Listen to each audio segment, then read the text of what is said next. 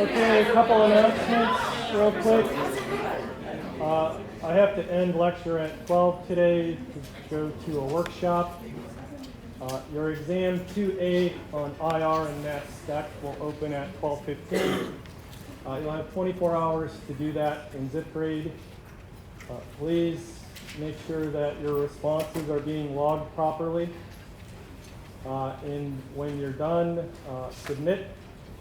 If there's any issues, let me know.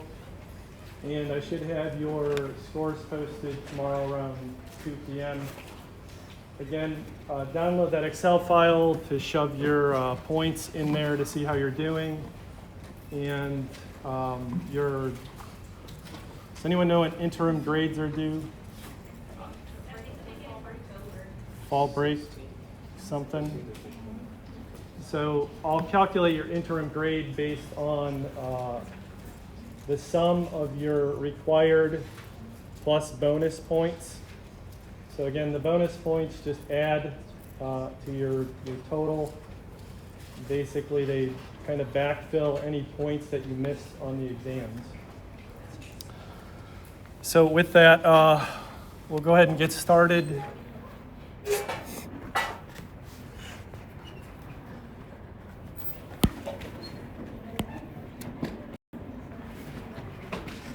So we had left off looking at these two claims from that mass of 72, where we basically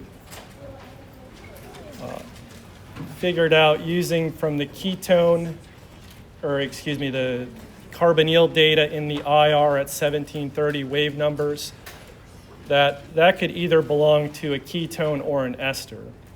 So the mass number of 72 is telling us how we could sort of combine things. The IR is telling us there's a carbonyl. And then we get two possible molecular formulas, one being the cyclic ester and the other being the ketone. We had run through classifying the hybridization of the carbon atoms of each, and then classified the attached number of hydrogens to each carbon. And the reason that we're doing that is it will allow us to interpret both the carbon and proton NMR data, which we're going to get into today. So let me just use some colors here to sort of show why this classification is important and how we apply that to actually interpreting the spectral data. So I'll say the sp3 hybridized carbons are blue, and then I'll just put a blue dot on each of them. So we said the ester had 2 of them,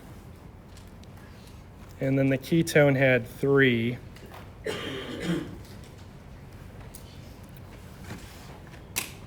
For the sp2, we'll do that in green.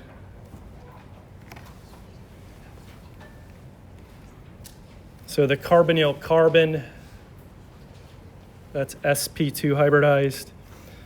And then neither of them had sp. So the point of doing that and recognizing it is just as with IR, where we look at certain regions to determine if a functional group is present. The carbon NMR, based on the location of the signal, is going to tell you the hybridization of the carbon. And then we'll get into the nature of the different regions based on what functional group those carbons are a part of. For the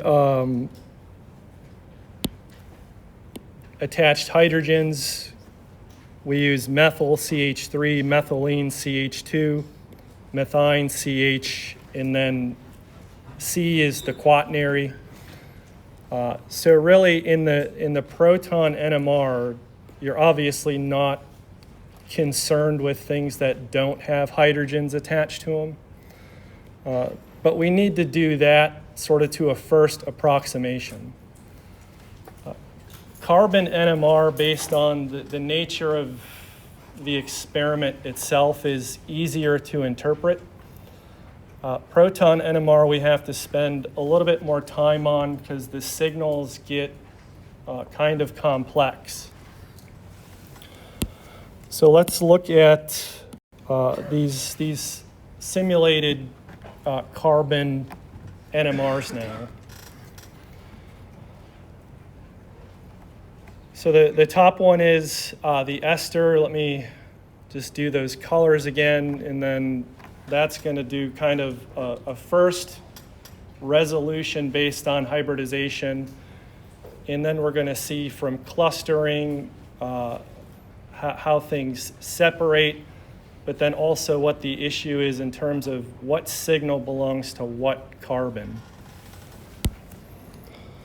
So I think we were using the green for the sp2. So when we look at both of them, we see this signal that's pretty far away from the others. And since each molecule only has one sp2 hybridized carbon, we can be reasonably confident it belongs to the carbonyl carbon. So we can just put a green dot there. And then for the sp3,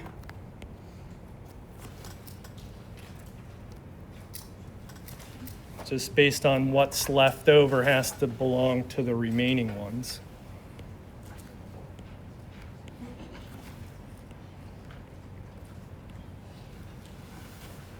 So that's one way of resolving the signals based on hybridization.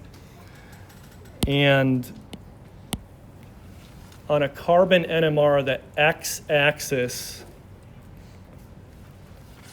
is the small Greek letter d delta, and the unit is ppm, parts per million.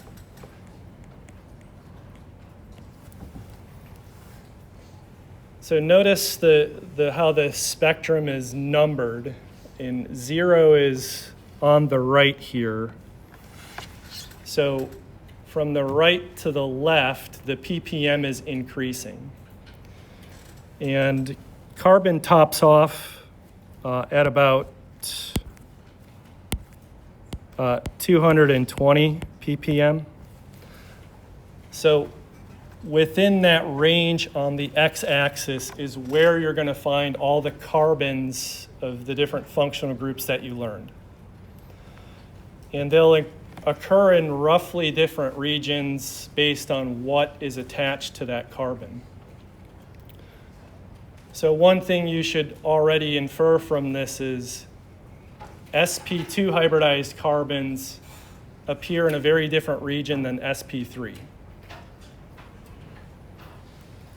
So stated another way, we put these blue dots here in this region, closer to 0. You will never see an sp2 hybridized carbon in that region.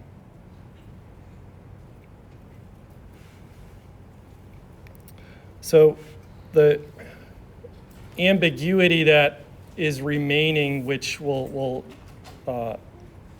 describe more today, how do we solve that? We have these two signals, so which one belongs to which? So they're both CH2 groups, so why don't they occur, at the same chemical shift delta?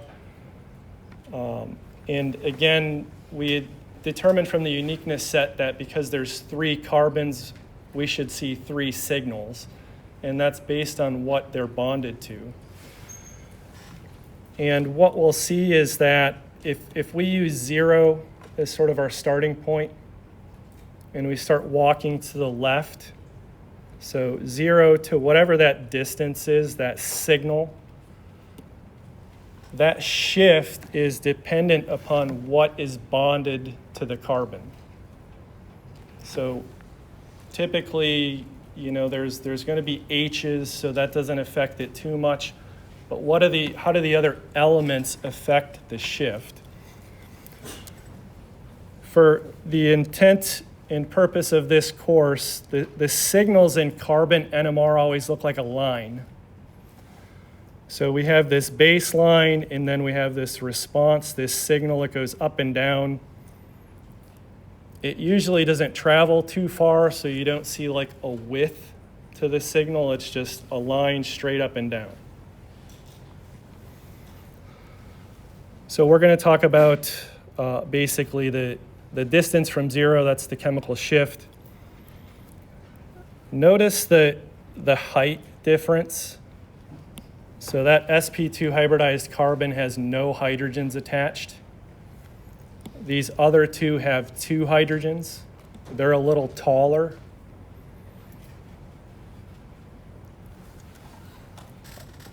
You can observe that, but don't read too much into it.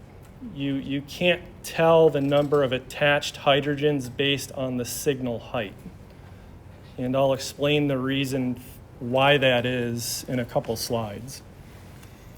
So really what you're doing, if you didn't see the structure of this ketone prior, and I just showed you this data, you would count 1, 2, 3, 4.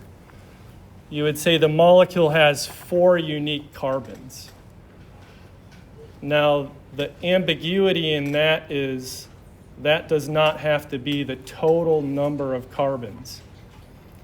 Because if there's symmetry, it's going to reduce the total carbon count to a smaller number. So we'll talk about where these things lie in the different regions based on what is attached to the carbon, and then what physical phenomenon gives rise to this signal to begin with. So remember that for IR, the instrument is detecting this absorption of light based on the bond dipole. So in NMR, we're using a different region of the electromagnetic spectrum. So if we start kind of from the right, the really long wavelength stuff, in there are radio waves. So does anyone know, do you listen to the radio anymore? Probably not. So radio waves are really long, they're lower energy. And essentially what they're doing is interacting with the atomic nucleus.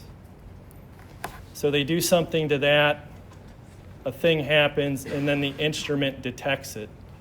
What is spit out is the spectrum that we see. So this slide shows you the primary functional groups that we've learned. So the one on the bottom with the red, that's the carbon. The one on the top with the blue, that's the proton. Let me just run through the carbon first. We're starting with 0 ppm on the right. The carbon that's highlighted is kind of the functional group where you'll see that signal. So what I mean by saturated is an sp3 hybridized carbon. So between 0 and 40, and again, that's not a hard cutoff. Again, the error bar or fuzziness can bleed a little bit more. If you attach a heteroatom to the carbon, it moves it even further away from 0. I have alcohols here specifically in this region.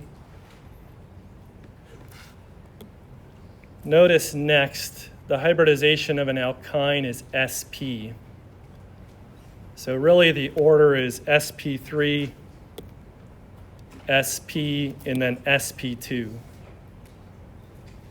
of the 3 main regions of where you see carbon signals. So once you get past the alkyne region, this is where all your sp2 hybridized carbons will occur. Vinylic just means alkene. And then sort of overlapping in that same region are carbons of an aromatic or benzene ring. And then really separated from that by about 20 ppm are your carbonyl containing functional groups.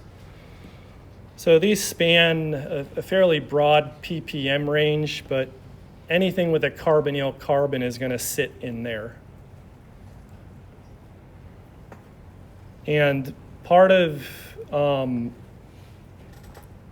of the intuition or the tip or trick here,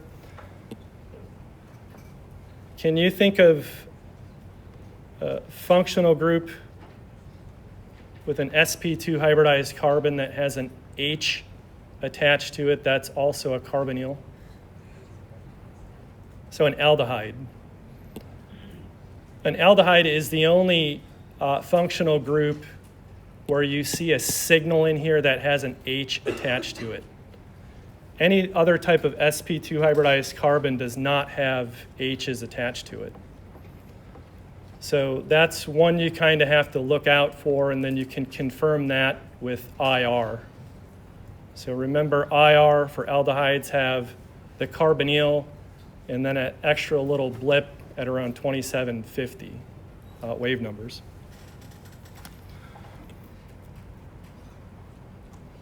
Nothing in life is easy, but I would say interpreting carbon NMR is a lot easier than proton.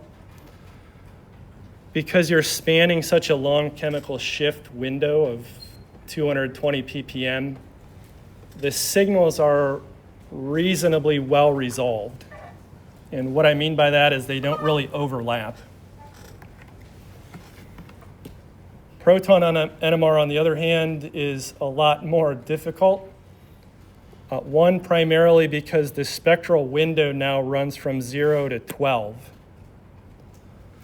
So all of those different types of hydrogens that you learned so far, they're shoved into 12 ppm.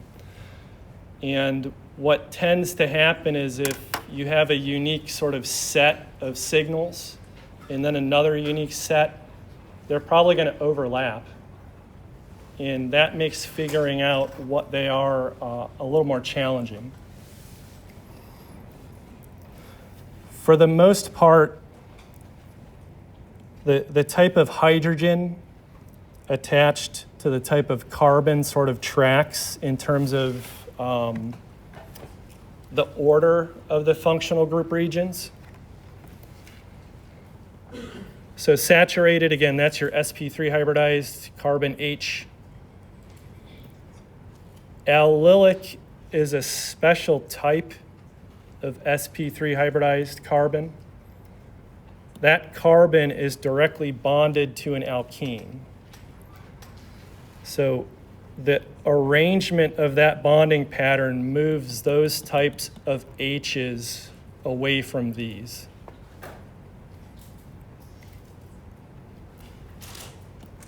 If the carbon has a heteroatom, the H will then move further to the left. Vinylic means it's an alkene H. Aromatic, it's directly bonded to a ring.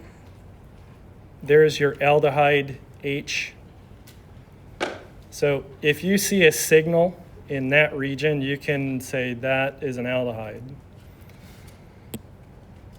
The H of an acid you may or may not see in this region. And so that ties into it's bonded to a heteroatom. And then when we get into module 3 on acidity, so OHs, NHs, CHs can all be acids. And due to the acidity of that OH, it can then exchange and you might not even see it.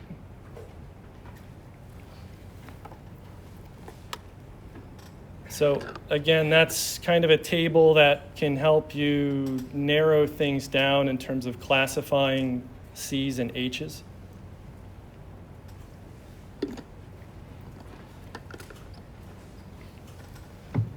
Any questions?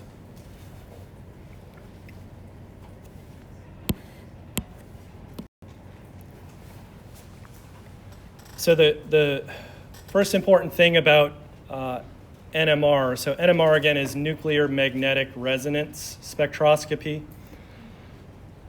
It's the interaction of the nucleus with radio waves. So radio waves have a specific energy, and essentially what they're interacting with is nuclear spin. So if you think of a clock can spin two ways, right? So clockwise and counterclockwise. Now, you ever have one of these toys as a kid called a top, where you spin it? So that is one way of thinking about spin. You can spin it clockwise or you can spin it counterclockwise. So the radio wave will hit the spin and then flip it the other way. When it flips it the other way, that is putting energy into the spin, and it has to relax. As it relaxes, it emits the signal that you see in the spectrum. One of the reasons this happens is, when you spin that top to begin with, the axis is essentially pointing vertical, but over time, the axis of the spin itself will start to rotate. That's called precession. So just like planet Earth, which is spinning on an axis, that axis is also spinning. So, as I said, we're not going to get into the math or the physics of this, other than to say just visualize it as something spinning, and then the radio waves flip that spin. The other important thing to note is that number is odd, so C13. And so in mass spec, we talked about natural isotope abundances. So, the atomic mass of your average Joe carbon is 12. That's the majority of carbon. And then there's this 1.1%, that's C13.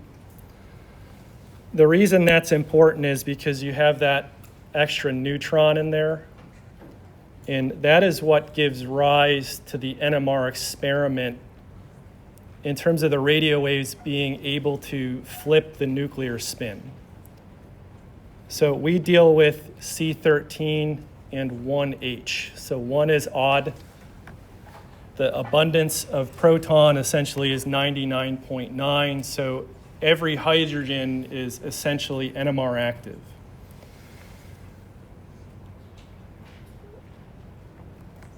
That makes acquiring proton NMRs pretty straightforward. But C13, because that the natural abundance is only 1.1%, not every carbon is C13, right? So you can't see it. So it's good and it's bad at the same time. So it's the yin and yang of life here.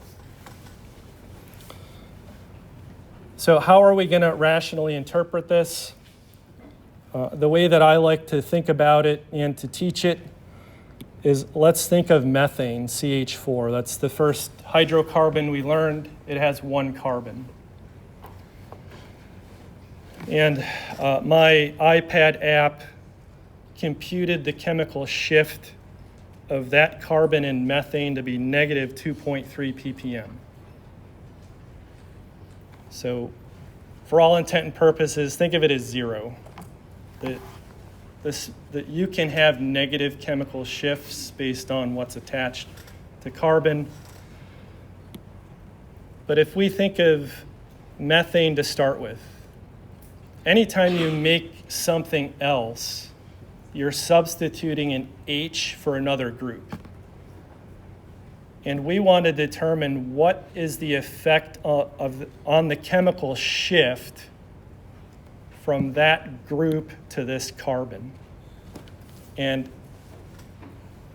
95% of the time, it's going to move it away from zero to the left. So that chemical shift is going to increase towards a positive number. And do I have the word written on here? I don't have the word on this slide, but maybe the next slide. So if you substitute H for something else, what word comes to mind as to why it would alter that shift? What periodic trend? Electronegativity. So the electronegativity trend is going to affect how far it moves that carbon from zero.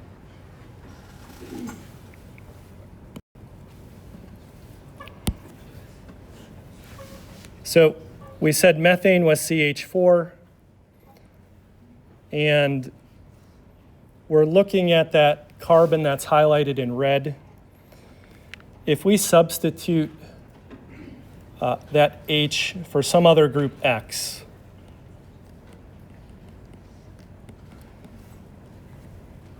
how does it move that carbon signal?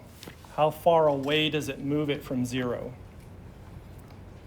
And the magnitude of that is proportional to electronegativity. That's how you're able to figure out, when looking at the spectrum, what sort of functional group the carbons are a part of.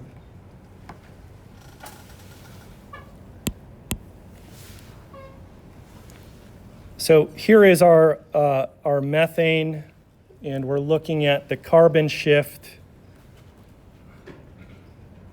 If it's negative 2.3 as sort of our benchmark, let's take that H and we're going to substitute it for another CH3 group. So going from methane to ethane, what is the effect of that highlighted blue carbon? How does it move that red carbon away from zero? The observed shift is now 6.5.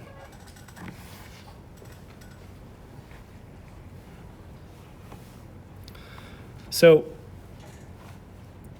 if we start at negative 2.3, we substitute a carbon, the new shift is 6.5. So ultimately, adding a carbon increases it by about plus 8.8. So this number is just that minus that. So that minus is that difference.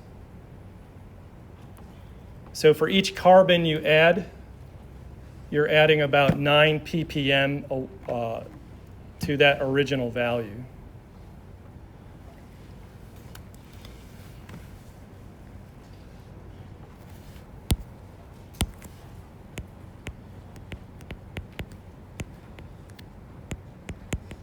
So there's our cheap periodic table here, CNOF. Electronegativity increases towards fluorine.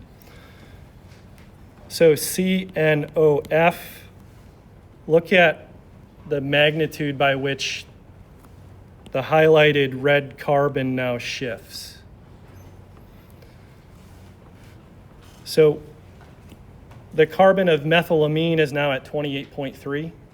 And so that's a difference of about 30 from where we started at negative 2.3.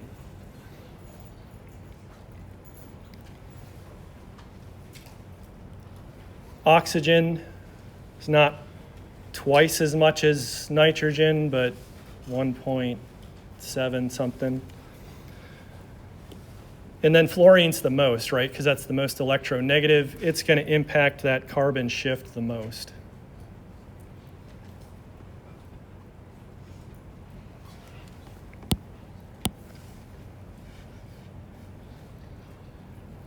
So I want to draw a line here. So anything below that line are your halogens. So fluorine, chlorine, bromine, and iodine. What do you notice about this trend here now?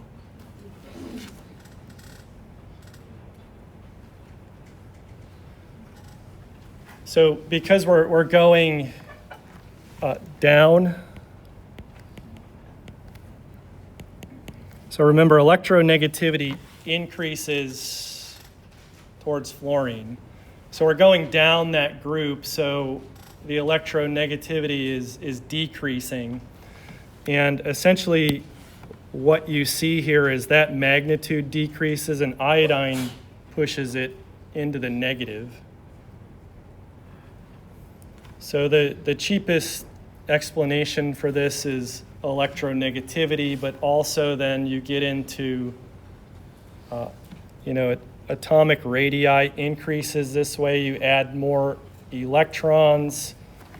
That then affects how the NMR experiment works.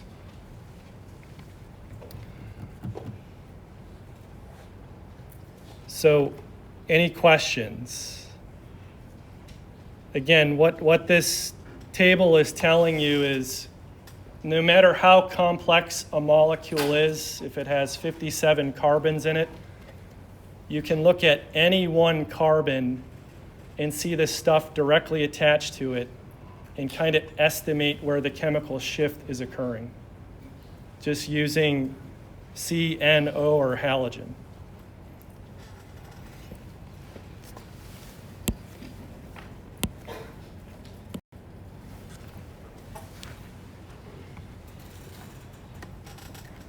So we already know the sp2 hybridized carbons. We can assign those just because they're kind of far away by themselves. If we were using blue.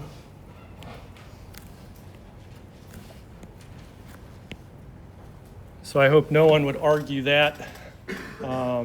That's just kind of an empirical observation. Maybe we don't understand the exact reasons why. Maybe we don't even need to know, but interpreting the data, that's fine enough. But what about these other two here? Can we make exact assignments of those two signals to the remaining two carbons? The blue line is 0. The red arrow is showing you the distance it moves away from 0.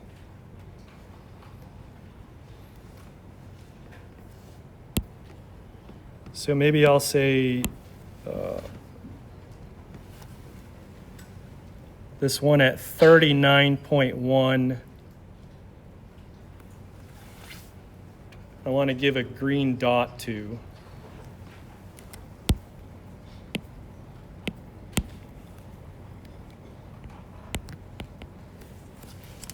So of those two carbons, A and B, where should I write the green dot on the structure?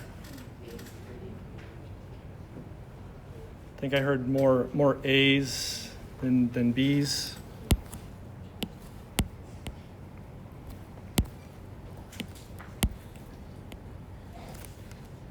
So we'll put the yellow dot at 58.7. So can we briefly explain why we did that? Closer to the G1, yellow dot is closer to the oxygen, which would make it more electronegative, shifting it to the left. So yeah, that carbon is directly bonded to an oxygen. And because that's pretty electronegative, it's going to move it further away from 0. This carbon has carbon and carbon, so it's not moving it as far.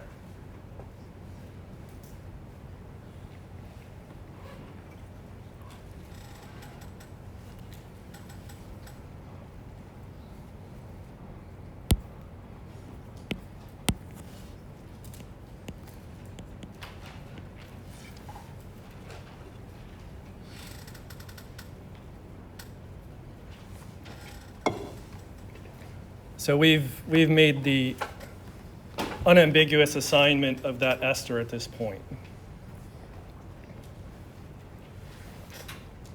So for the ketone, we have these 3 remaining. There's 3. Of the 3, hopefully you can see 2 are clustered and 1 is not. This first one at 7.5, what letter carbon do you think that belongs to? C. So that belongs to C.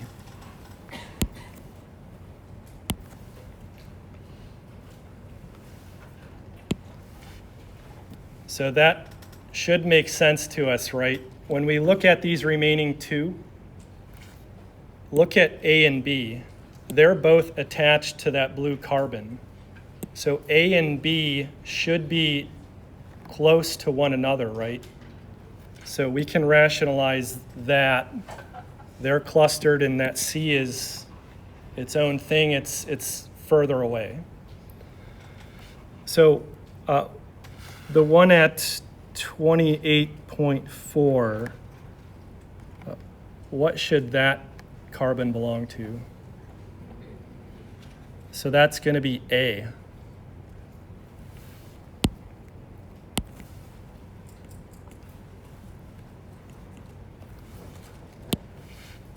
So we had to figure out, of these two remaining ones, how do we differentiate them? When we look at A, it has 3 hydrogens and a carbon.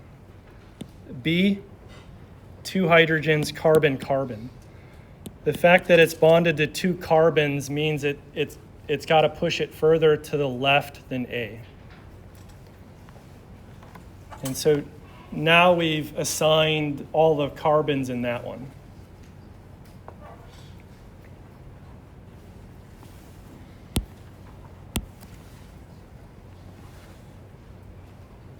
Any questions? When we don't know the structure, how do we decide what heteroatom it is? So the question was, if you're not given the structure, how do you know what the heteroatom is?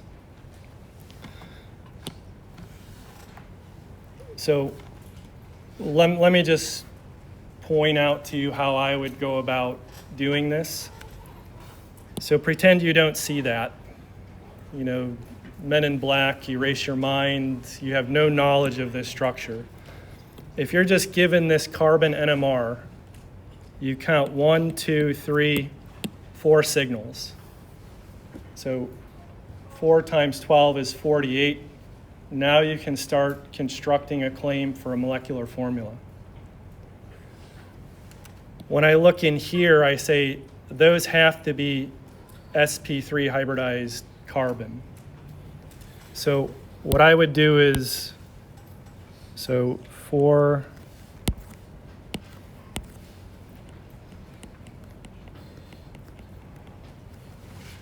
just writing down these little observations, so that helps with the mass data.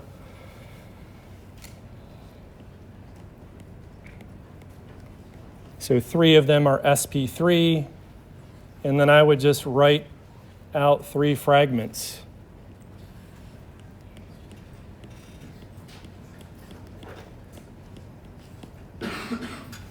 So I know that an sp3 hybridized carbon has to have 4 sigma bonds.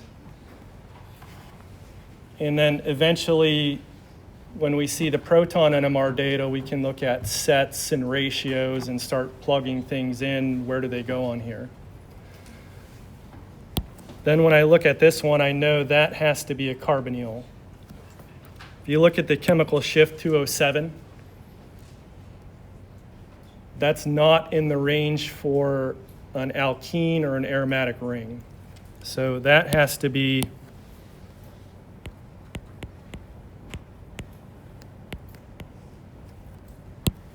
that fragment. And the squiggly line just means there's stuff bonded there. So now what does that tell me? There's an oxygen. So I can say 1 times 16, that's 16. So now we're up to 48 plus 16 is what?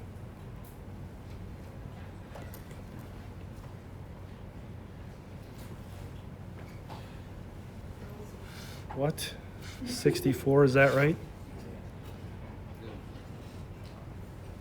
Can't do math in front of 100 people. Sorry, whether that's right or not, whatever. But that's how you're going to start cluing these things together. That, again, to answer your question, it's telling you there's a heteroatom. Now there's a degree of unsaturation. So you have at least 1, 2, 3, 4 fragments you can start dealing with. What kind of remains unseen at this point is, how many hydrogens does each of these have? How do you then attach those things while still obeying the Lewis dot rules? And so the heteroatom is going to be mostly determined by the range that it's sitting in?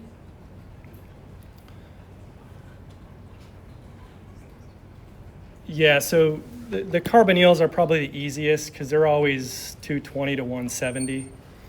You know, whether that is an acid and there's another O there, we don't know yet. We would learn that from the IR data. If it's an ester, is there another oxygen? Then you get into some ambiguity about putting that all together, but then hopefully you'd be given a parent mass where you could then start working things.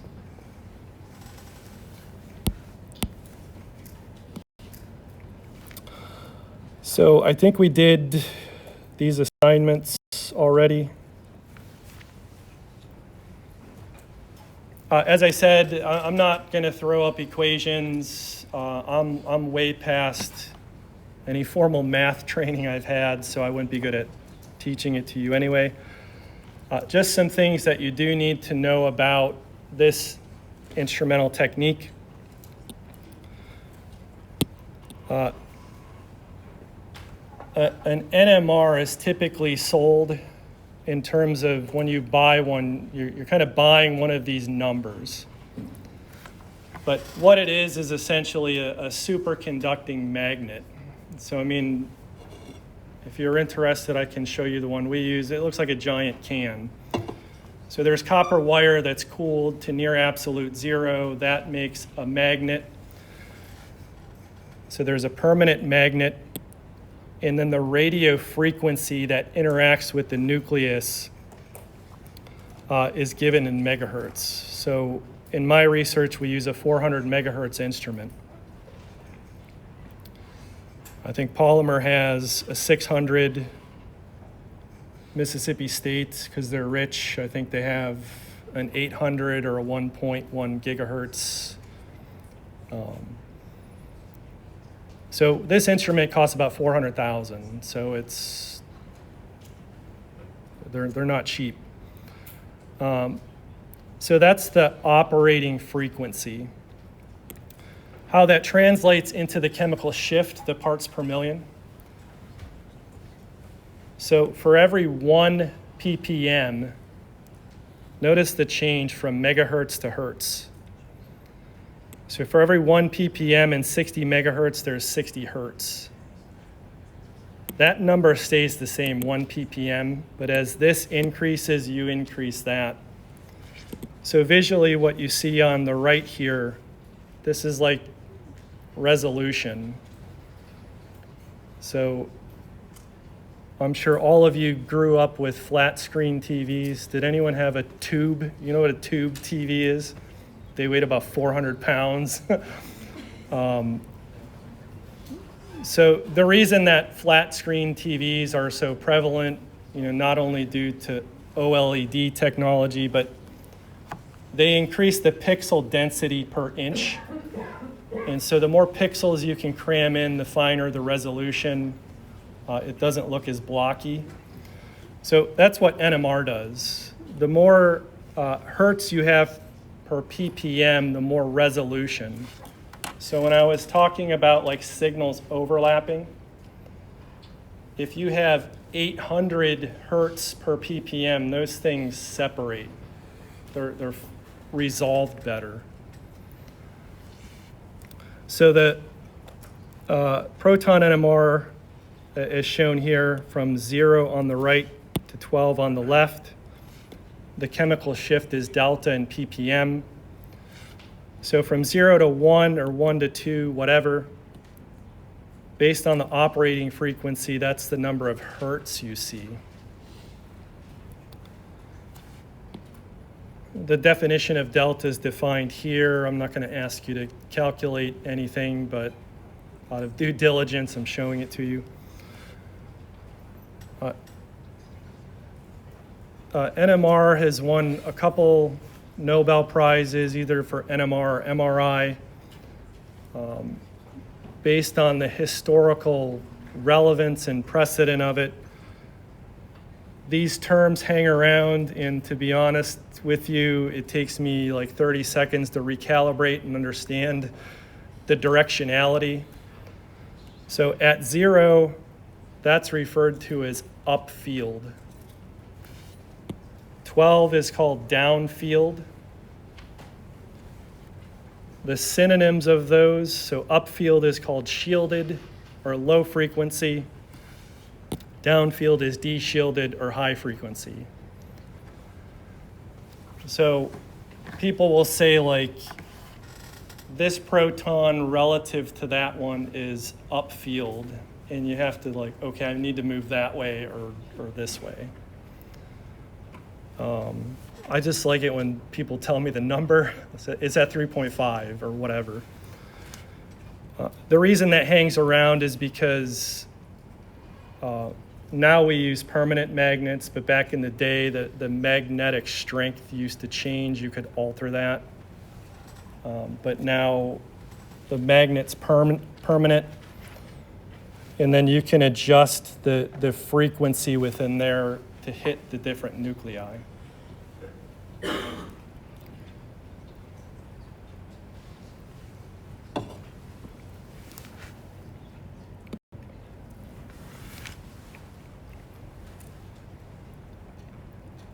So as I said, carbon NMR, they're lines. You count the lines, where are they? You start making some assumptions. Proton NMR is where you're going to get your tuition's worth here. So the ester, we said there were 2 sets, right? 2 unique sets of hydrogen.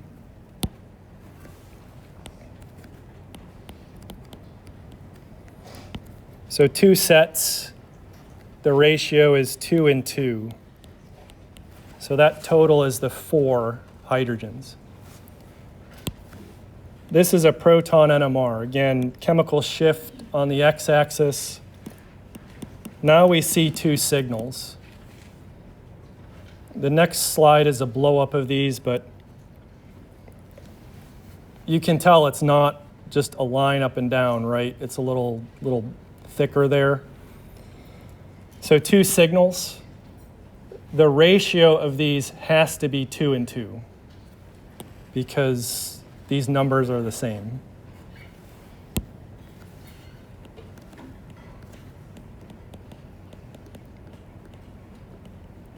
So in NMR interpretation, instead of saying ratio, we use the word integration.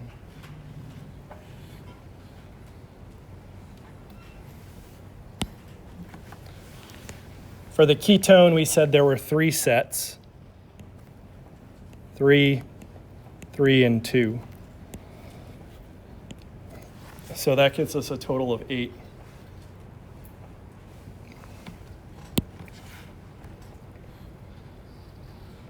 By just looking at the signals, what we've referred to as the word set before. So there's 1, 2, 3 sets or signals. But now these numbers are not all the same, right? So how do we know what belongs to what? And why do these things look different? So that directly correlates again into that natural abundance of these isotopes.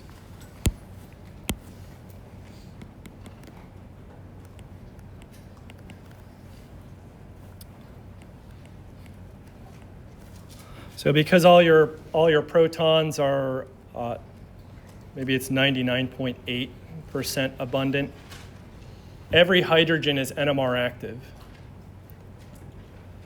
But again, for carbon-13, because it's only 1.1% abundant, not every carbon in a molecule is NMR active.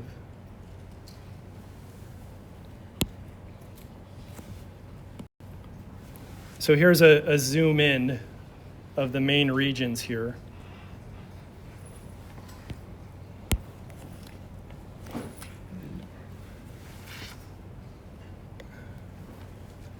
Remember we said the ratio was 2 to 2 in terms of the sets.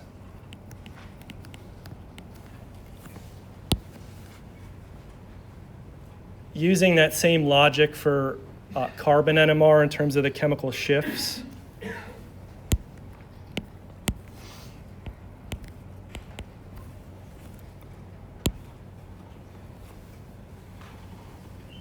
This signal at like 2.9 or whatever, do you think that belongs to A or B?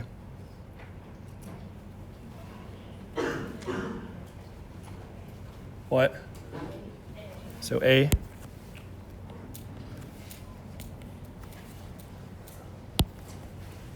And now, just to be clear and clarify, the signals you are seeing are for the hydrogens. So the effect of the chemical shift is whatever else is bonded to that carbon. So for B, there's 2 hydrogens. This oxygen from O to C to H through those bonds is affecting that chemical shift. The ratio has to be 2 to 2.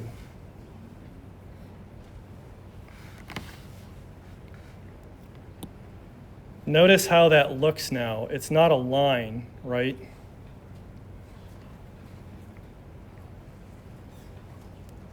When you count from left to right, how many lines in that signal do you see? There's 3. So we'll give these, the way these signals look, certain names. Does anyone know what we would call that? A triplet?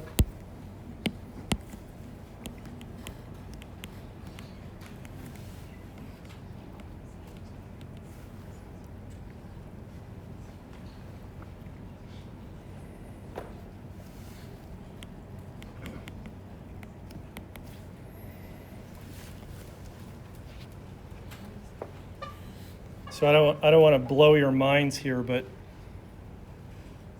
you see 3 lines, but in all actuality, there's 4 lines. So 1, 2, 3. See the first and the third lines, their height? Look at the height of the second line. What would you say that ratio is? What?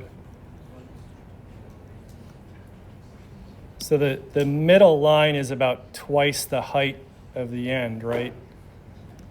So the reason that arises, even though you're visually counting 1, 2, 3, this middle thing is twice the height. So you go 1, 2, 3, 4.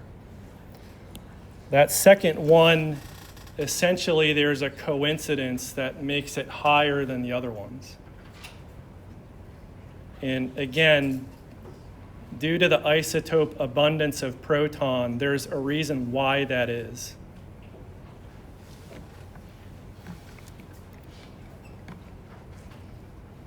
So if we look at the ketone now,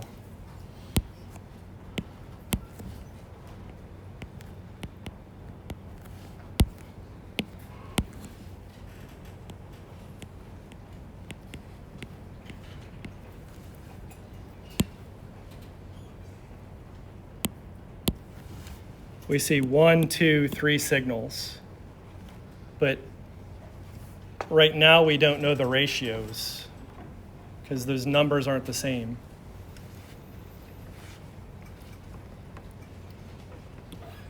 See this signal? How many lines are there? There's 1. That's called a singlet.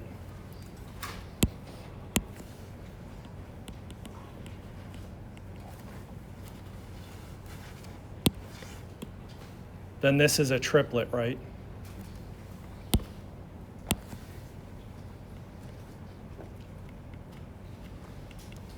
And then what's that last one? What? Quartet? So So we see 1, 2, 3, 4 lines. So 4 lines is a quartet.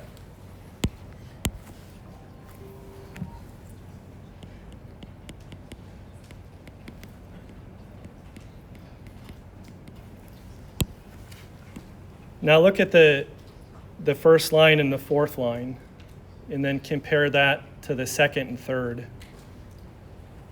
The intensities, it's no longer like doubled, right? It's some other number. So the total number of lines in there is more than 4. And again, the reason all of these lines are not the same height across the peak, which translates into the total number of lines, is due to the nuclear spin. So remember, a spin can be up or down. And if things are coincident, that's when you start seeing these changes in intensity. So let's see if we can do some assignments. Notice the clustering of these peaks. We have one that's separated from 2. So what do you think those hydrogens belong to? Which letter, A, B, or C?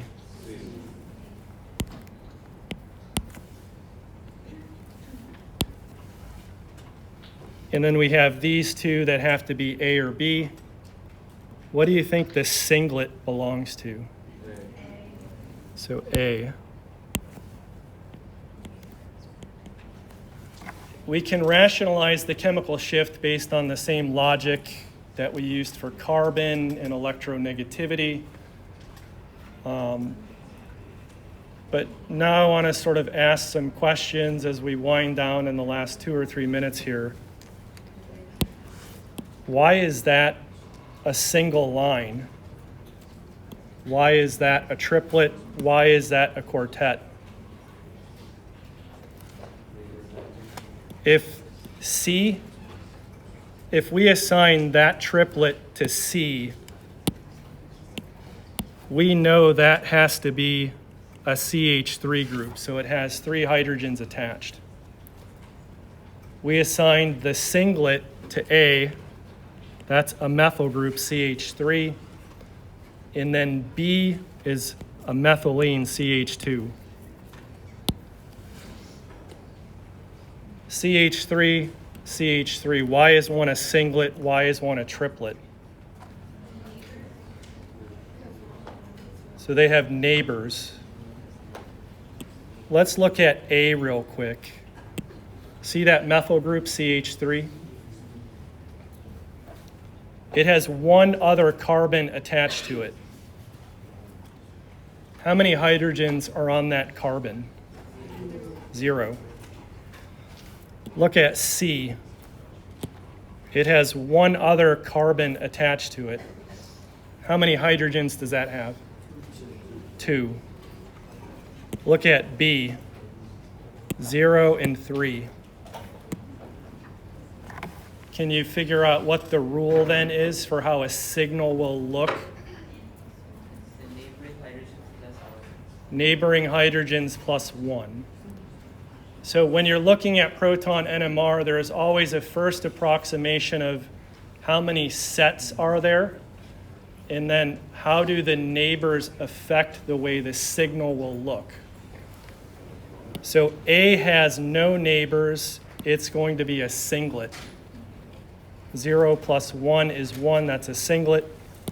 C has 2 neighbors. 2 plus 1 is 3. 3 is a triplet. B has 3 neighbors. 3 plus 1 is 4. That's a quartet. So what we'll do next time is, what I haven't talked about is look at the spacing of the lines between the quartet. From line 1 to 2, 2 to 3, and 3 to 4. We'll talk about that spacing and then the intensities.